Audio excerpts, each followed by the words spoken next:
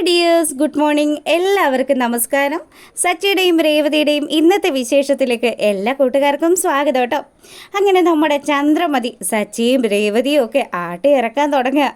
അവസാനം സച്ചി രവിയും കൂട്ടി ഇറങ്ങാൻ തുടങ്ങിയതും പിടിവിട്ടു എന്ന് ചന്ദ്രയ്ക്ക് കാര്യം പിടികിട്ടി. അങ്ങനെ നമ്മുടെ ചന്ദ്രമതി ഓടി ചെന്നിട്ട്, എടാ നിന്നോട് നിൻ്റെ ഭാര്യയോടുവാ ഞാൻ ഇവിടുന്ന് പോവാൻ പറഞ്ഞത്, അല്ലാതെ എൻ്റെ രവിയേട്ടനെയും കൂട്ടിയിട്ട് ഇവിടുന്ന് പോവാൻ നിന്നോട് ആരാടാ പറഞ്ഞത്?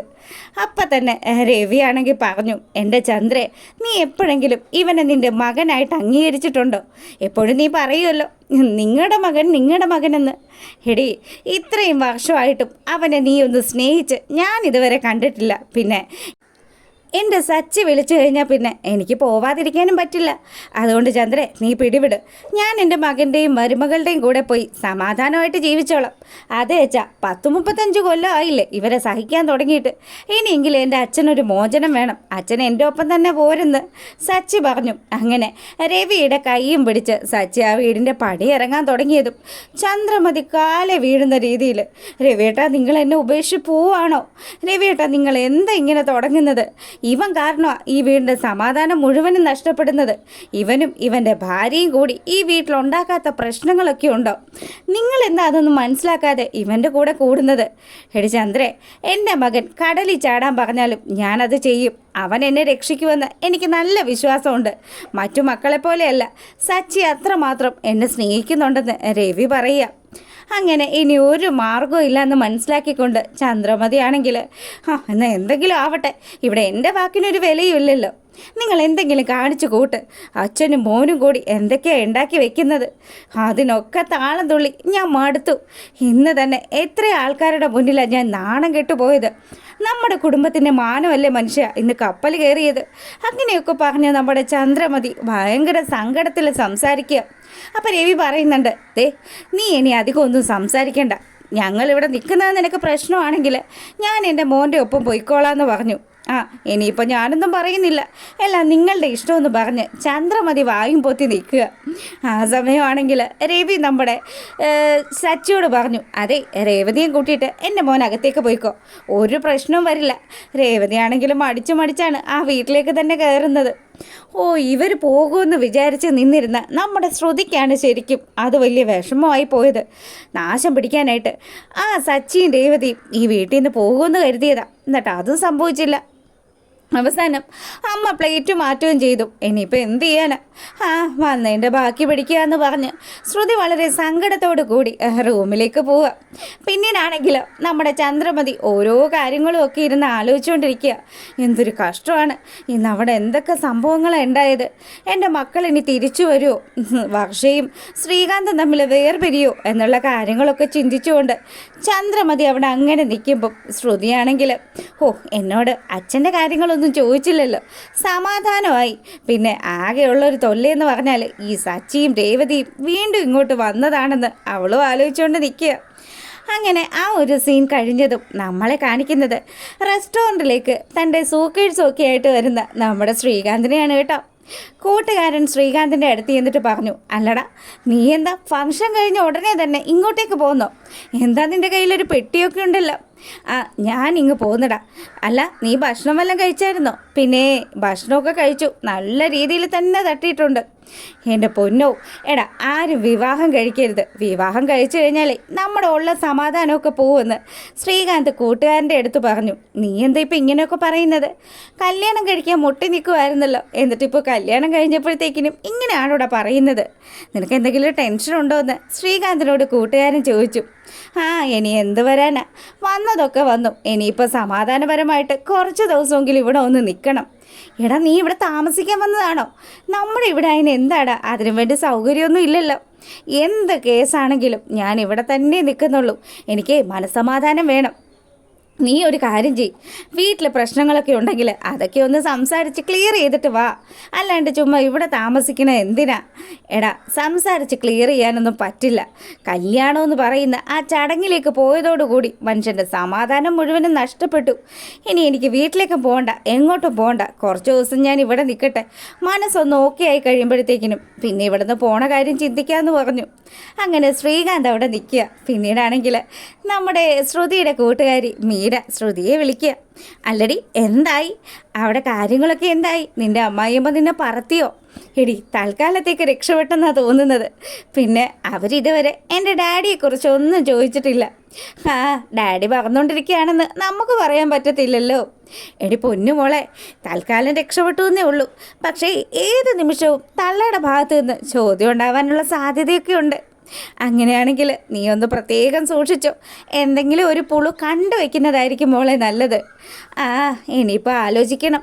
എടി, ഇതിനിടയ്ക്ക് ആ സച്ചിയും രേവതിയും കൂടി അമ്മ ഇവിടുന്ന് ഗെറ്റ് ഔട്ട് അടിച്ചു. പക്ഷെ ഞാനും വിചാരിച്ചു ശല്യങ്ങൾ ഈ വീട്ടിൽ നിന്ന് പോകുമെന്ന്. ഒരു രക്ഷയില്ലടി, ബൂമറാങ് പോലെ തന്നെ അത് തിരിച്ചു വന്നു. സച്ചിയും രേവതിയും വീണ്ടും ഈ വീട്ടിൽ തന്നെ കയറിപ്പറ്റി. അമ്മയ്ക്കാണെങ്കിൽ അതിൻ്റെ ദേഷ്യമൊക്കെ ഉണ്ട്. അമ്മ പിന്നെ ഇപ്പോൾ ശ്രീകാന്തിൻ്റെയും വർഷയുടെയും ഒക്കെ കാര്യമൊക്കെ ആലോചിച്ച് അങ്ങനെ ആ ഒരു ചിന്തയിലിരിക്കുന്നത് കൊണ്ട് ഇപ്പം തൽക്കാലത്തേക്ക് ഞാനൊന്ന് രക്ഷപ്പെട്ട് നിൽക്കുക. അല്ല, നിൻ്റെ കെട്ടിയോ വല്ലതും ചോദിച്ചോ?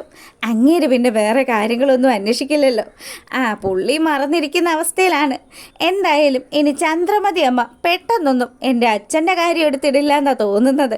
അങ്ങനെയാണ് നീ രക്ഷപ്പെട്ടു. പക്ഷെ ഒരു കാര്യമുണ്ട് മോളെ, അതിനു മുന്നേ എന്തെങ്കിലും ഒരു കളവ് കണ്ടെത്തിയിരിക്കണം. അല്ലെങ്കിൽ ഏത് നിമിഷവും ചന്ദ്രമതി നിന്നെ വലിച്ചു കീറും. ആടി, അത് നേരെ. അവരേത് നിമിഷവും ചോദിക്കും. അവരായതുകൊണ്ട് എപ്പോൾ എങ്ങനെ പെരുമാറുമെന്നൊന്നും പറയാൻ പറ്റില്ല. നീ അച്ഛൻ അവിടെ സ്ഥലത്ത് വന്നെന്നൊന്നും പറഞ്ഞു പോകരുത് കേട്ടോ. അങ്ങനെ എങ്ങാനും പറഞ്ഞാൽ പിന്നെ അവർക്ക് മനസ്സിലാവും എല്ലാം നീ ക്രിയേറ്റ് ചെയ്ത് പറയുന്നതാണെന്ന്. അങ്ങനെ ശ്രുതിയും കൂട്ടുകാരും കൂടെ സംസാരിച്ചുകൊണ്ട് നിൽക്കുമ്പോഴാണ് നമ്മുടെ ചന്ദ്രമതി അങ്ങോട്ട് വരുന്നത്. മോളെ ശ്രുതി എന്ന് വിളിച്ചതും ചന്ദ്രയെ കണ്ടതും നമ്മുടെ ശ്രുതി, എടി ഞാൻ വിളിക്കാട്ടോ എന്ന് പറഞ്ഞ് ഫോൺ വെക്കുക. അങ്ങനെ രേവതിയാണെങ്കിൽ വന്ന് പറഞ്ഞു, അതെ ബ്രേക്ക്ഫാസ്റ്റ് ആയിട്ടുണ്ട്, വേഗം വന്ന് കഴിക്കൂ കേട്ടോ ശ്രുതി. ആ, ഇപ്പോൾ വരാൻ രേവതി എന്ന് പറഞ്ഞ് നമ്മുടെ ശ്രുതി ബ്രേക്ക്ഫാസ്റ്റ് കഴിക്കാൻ വേണ്ടി കൈയൊക്കെ കഴുകി വന്നിരിക്കുക. ചന്ദ്രയാണെങ്കിൽ വലിയ സമരത്തിലിരിക്കുക. അതെ, എനിക്കിന്ന് ബ്രേക്ക്ഫാസ്റ്റ് ഒന്നും വേണ്ട. മനുഷ്യന് സമാധാനമാണ് രവിയേട്ടാ വേണ്ടത്. നിങ്ങളുടെ മകനും കാരണം എനിക്കിപ്പോൾ സമാധാനം ഇല്ല. ആ, കൊള്ളാലോ എൻ്റെ ചന്ദ്രേ. മനുഷ്യന്മാർ തമ്മിലുള്ള പ്രശ്നമാണെങ്കിൽ പറഞ്ഞു തീർക്കാം. ഇതിപ്പം ആഹാരത്തിനോടോ വയറിനോടോ ഒക്കെ ആ പ്രശ്നം കാണിച്ചു കഴിഞ്ഞാൽ നിനക്ക് എന്തെങ്കിലും വയ്യായ്കയൊക്കെ വരും. മര്യാദക്ക് വാടിയെന്ന് പറഞ്ഞ് നമ്മുടെ ചന്ദ്രമതിയും വിളിച്ചുകൊണ്ട് രവി ആ ഒരു ഡൈനിങ് ഹാളിലെത്തുക. അങ്ങനെ ചന്ദ്രയെ ആ ചെയറിൽ പിടിച്ചിരുത്തിയിട്ട് രേവതിയാണെങ്കിൽ എല്ലാവർക്കും ഇഡലി, മെയിൻ അവിടുത്തെ ഫുഡ് ഇഡലിയാന്ന് തോന്നുന്നു. അങ്ങനെ എല്ലാവർക്കും ഇഡലിയൊക്കെ എടുത്ത് വെച്ച് കൊടുക്കുക. സച്ചി ചോദിക്കുന്നുണ്ട്, അല്ല രേവു, നീ ഭക്ഷണം കഴിക്കുന്നില്ലേ? ഞാൻ കഴിച്ചോളാം സച്ചി ചേട്ടാ, ഇപ്പം നിങ്ങളെല്ലാവരും കഴിക്കുക. അപ്പം ചന്ദ്രമതി ആണെങ്കിൽ മനുഷ്യന് ഭക്ഷണം കഴിക്കാൻ പോലും പറ്റുന്നില്ല. മനസ്സിൽ മൊത്തത്തിൽ സങ്കടമാണ്. എൻ്റെ മക്കൾ പോയത് അതിനെക്കുറിച്ച് ആലോചിച്ചിട്ട് എനിക്കാണെങ്കിൽ ഒരു ആഹാരം പോലും കഴിക്കാൻ പറ്റുന്നില്ല. എല്ലാം ഉണ്ടാക്കി വെച്ചിട്ട് അവനിരുന്ന് വെട്ടി വിഴുങ്ങുകയാണെന്ന് പറഞ്ഞ് സച്ചിയുടെ നേരെ മെക്കിട്ട് കയറുക. അപ്പോൾ സച്ചി പറയുന്നുണ്ട്, ഇവർക്കിത് എന്തിൻ്റെ കേടാണ്? നിങ്ങൾ ഭക്ഷണം കഴിക്കാൻ വന്നെങ്കിൽ ഭക്ഷണം കഴിച്ചിട്ട് മര്യാദക്ക് എഴുന്നേറ്റ് പോയിക്കേ. ചുമ്മാ അതും ഇതും പറഞ്ഞ് എന്നെ ദേഷ്യം പിടിപ്പിക്കല്ലേ. അപ്പോൾ രവി പറയുന്നുണ്ട്, എൻ്റെ സച്ചി നീ ഒന്ന് വിട്, അവളുടെ ടെൻഷൻ കൊണ്ട് പറയുന്നതല്ലേ. എത്രയൊക്കെ വന്നാലും അമ്മയല്ലേ, നീ ഒന്ന് ക്ഷമിക്കടാ. ആ, അമ്മ ആയതുകൊണ്ട് ക്ഷമിച്ചു. പിന്നെ ഇതൊക്കെ ഉണ്ടാക്കി വെച്ച എൻ്റെ ഭാര്യ അതും കഷ്ടപ്പെട്ട ഇതൊക്കെ ചെയ്തു വെച്ചിരിക്കുന്നത്. അതെ, വേസ്റ്റാക്കാനൊന്നും പറ്റില്ല. അതുകൊണ്ട് ഞാൻ ഇതൊക്കെ കഴിക്കുമെന്ന് പറഞ്ഞ് നമ്മുടെ സച്ചി ഇരുന്ന് അടിക്കുക. അവനെല്ലാം ഇരുന്ന് വെട്ടി വിഴുങ്ങുന്നു എന്നൊക്കെ പറഞ്ഞ് ചന്ദ്രമതി ഇങ്ങനെ ദേഷ്യത്തോടു കൂടി നമ്മുടെ സച്ചിയെ നോക്കുമ്പോഴത്തേക്കിനും സച്ചി തിരിച്ച് കണ്ണുരുട്ടുക. അന്നേരം ചന്ദ്ര പറഞ്ഞു, ഇവൻ ഒറ്റൊരുത്തൻ കാരണമാണ് ഈ പ്രശ്നങ്ങളൊക്കെ ഉണ്ടായത്. ഇവനെയും ഇവൻ്റെ ഭാര്യയെയും വരണ്ടാന്ന് ഞാൻ പറഞ്ഞതല്ലേ, എന്നിട്ട് കെട്ടിയെടുത്ത് വന്നു. അതും പോരാഞ്ഞ് അത്രയും വലിയ ആൾക്കാരുടെ മുന്നിൽ വെച്ച് എന്ത് ഷോയെ ഇവൻ ഇറക്കിയത്. ആ വലിയ മനുഷ്യനല്ലേ മധുസൂദനൻ സാറ്, അയാളുടെ കരണത്തടിച്ചു കഴിഞ്ഞാൽ പിന്നെ എങ്ങനെയാ വർഷ തിരിച്ച് വീട്ടിലേക്ക് വരുന്നത്? എൻ്റെ ചന്ദ്രയെ നീ ഒന്ന് നിർത്ത്. അതുമാത്രമല്ലല്ലോ, ഈ ഇരിക്കുന്ന ശ്രുതിമോളുടെ അച്ഛൻ അവിടെ വന്നിരുന്നെങ്കിൽ അദ്ദേഹം ഈ കാഴ്ചയൊക്കെ കാണില്ലായിരുന്നോ? അങ്ങേരും വിചാരിക്കും ഇതൊരു മോശം ഫാമിലിയാണെന്ന്. അങ്ങനെ എൻ്റെ കുടുംബത്തിൻ്റെ സകല മാന്യതയും ഈ വൃത്തികെട്ടവൻ തൊലച്ചു കളഞ്ഞു എന്ന് പറഞ്ഞ് ചന്ദ്രമതി ഇരുന്നുകൊണ്ട് പാട്ടുപാടുക. അപ്പോൾ ശ്രുതി അവളുടെ അച്ഛനെക്കുറിച്ച് പറഞ്ഞത് കേട്ടപ്പോൾ പെട്ടെന്നൊന്ന് ഞെട്ടി. ദൈവമേ, ഇനി എൻ്റെ അച്ഛനെക്കുറിച്ച് എങ്ങാനും ചോദിക്കുമോ? ഭഗവാനെ, പണി പാളിയല്ലോ. അങ്ങനെ അവൾ ആലോചിച്ചുകൊണ്ട് നിൽക്കുമ്പം നമ്മുടെ ശ്രുതി പറഞ്ഞു, അത് ശരിയാ, അമ്മ പറഞ്ഞത് ശരി തന്നെയാ. ശ്രുതിയുടെ അച്ഛനെങ്ങാനും ആ കാര്യങ്ങളൊക്കെ അറിഞ്ഞിരുന്നെങ്കിൽ വലിയ വിഷയമായേനെ. പിന്നെ ഇവളെ നോക്കി ഈ വീട്ടിലേക്ക് അങ്ങേര് വരത്തില്ല. അതുമാത്രമല്ല, ചിലപ്പോൾ ഇവളെ ഇവിടെ നിന്ന് വിളിച്ചുകൊണ്ട് പോകാനുള്ള സാധ്യതയൊക്കെ ഉണ്ടായിരുന്നു. അല്ല, മോളെ ശ്രുതി, നിന്റെ അച്ഛൻ എന്താ അന്നേരം വന്നായിരുന്നോ? അല്ല, അച്ഛൻ ഫ്ലൈറ്റ് കയറിയെന്നോ ലാൻഡ് ചെയ്തെന്നോ ഒക്കെ പറഞ്ഞിട്ട് എന്താ മോളെ അച്ഛൻ വരാതിരുന്നത്? അപ്പോഴത്തേക്കിനും നമ്മുടെ ശ്രുതിക്കാണെങ്കിൽ പേടിയായി. ദൈവമേ, ഇനിയിപ്പോൾ ഇവരോടൊക്കെ എന്ത് പറയും? ശ്രുതി കുറച്ച് സമയം ഇങ്ങനെ ആലോചിച്ചുകൊണ്ട് നിൽക്കുമ്പം സച്ചിക്കൊരു കാര്യം പിടികിട്ടി. ഇവളടുത്ത കള്ളം പറയാനുള്ള കാര്യങ്ങൾ ആലോചിച്ചുകൊണ്ട് നിൽക്കുക. അപ്പം തന്നെ സച്ചി പറഞ്ഞു, പൗഡറേട്ടത്തിയുടെ ഉടായ്പകളൊക്കെ ഞങ്ങൾക്ക് മനസ്സിലാവും. എൻ്റെ സച്ചി, നീ ഒന്നും മിണ്ടാതിരിക്കുമെന്ന് പറഞ്ഞ് രവിയാണെങ്കിൽ നമ്മുടെ സച്ചിയോട് പറഞ്ഞു. അപ്പോഴത്തേക്കിനും നമ്മുടെ ശ്രുതിയാണെങ്കിലോ ഒമിറ്റ് ചെയ്യാൻ വരുന്നത് പോലെ ഒന്ന് ആക്ഷൻ ചെയ്ത് അവിടുന്ന് നൈസായിട്ട് മുങ്ങിയേ. അങ്ങനെ ശ്രുതി ഛർദ്ദിക്കുന്നത് കണ്ടതും പെട്ടെന്ന് തന്നെ നമ്മുടെ ശ്രുതി അവളുടെ പുറമൊക്കെ തിരുമ്മിക്കൊടുത്തു, സമാധാനിപ്പിക്കുക. എന്തു പറ്റി? എന്താണെന്ന് അറിയില്ല ശ്രുതി, എനിക്കിപ്പോൾ ഇടയ്ക്കൊക്കെ ഇങ്ങനെ ഒമിറ്റ് ചെയ്യാൻ തോന്നുന്നുണ്ട്. അതുമല്ല, ഭയങ്കര തലകറക്കവും ഉണ്ട്. തലകറക്കവും വൊമിറ്റിങ്ങും എന്ന് കേട്ടപ്പോൾ തന്നെ നമ്മുടെ ചന്ദ്രമതി ആണെങ്കിലും മനസ്സിലതങ്ങ് ഉറപ്പിച്ചു. അപ്പോൾ എൻ്റെ മരുമോള് ഗർഭിണിയാണ്. അയ്യോ, എന്താ സന്തോഷം! ചന്ദ്ര അവിടുന്ന് ചാടി എഴുന്നേറ്റു. എന്നിട്ട് ശ്രുതിയുടെ അടുത്തേക്ക് എന്നിട്ട് പറഞ്ഞു, മോളെ, നിനക്ക് ഇടയ്ക്കിടയ്ക്ക് തലചുറ്റലുണ്ടാവാറുണ്ടോ? ഉണ്ടമ്മേ. അതുമല്ല, നിനക്ക് വിശപ്പ് നന്നായിട്ടുണ്ടോ? ഉണ്ടമ്മേ. അയ്യോ, പുളിയുള്ള സാധനങ്ങൾ കഴിക്കാൻ നിനക്ക് തോന്നുന്നുണ്ടോ? അതും ഉണ്ടമ്മേ. അപ്പോൾ ഉറപ്പിച്ചു, ചന്ദ്രമതി അതങ്ങ് ഉറപ്പിച്ചു. ചന്ദ്ര ഉടനെ തന്നെ നമ്മുടെ രേവതിയോട് പറഞ്ഞു, രേവതി, ആ കിച്ചണിൽ പോയി ആ പഞ്ചസാര ടിന്നിങ്ങോട്ട് എടുത്തുകൊണ്ട് വന്നേ. കുറച്ച് പഞ്ചസാര കൊടുക്കട്ടെ എൻ്റെ മോൾക്ക്. ശ്രുതിക്കാണെങ്കിൽ ഒന്നും മനസ്സിലാവുന്നില്ല, രേവതിക്കും ഒന്നും മനസ്സിലാവുന്നില്ല. രവിയും സച്ചിയും ഒക്കെ ഇത് എന്നാ സംഭവം എന്ന് ആലോചിച്ച് അവിടെ അങ്ങനെ നിൽക്കുക. ആ സമയം നമ്മുടെ ചന്ദ്ര പറഞ്ഞു, എൻ്റെ മോളെ ഗർഭിണി. ചന്ദ്ര പറഞ്ഞ കാര്യം കേട്ടതും ശ്രുതി പൊളിച്ചു നിൽക്കുക. ദൈവമേ, ഞാൻ ഗർഭിണിയാണെന്നോ? അപ്പം തന്നെ ശ്രുതിക്ക് എന്തൊക്കെയോ ചില ഡൗട്ടുകളൊക്കെ തോന്നി. ശ്രുതിയാണെങ്കിൽ ഇങ്ങനെ വായിൽ വിരലൊക്കെ വെച്ച് ഇങ്ങനെ നിൽക്കുക, ഇതെന്താ സംഭവം എന്ന് ആലോചിച്ചുകൊണ്ട്. അപ്പം തന്നെ ചന്ദ്രമതി രണ്ടിൻ്റെയും വായിലേക്ക് കുറച്ച് പഞ്ചസാര അങ്ങ് വെച്ചു കൊടുത്തു. ഇതെന്താ അമ്മ ഈ കാണിക്കുന്നത്?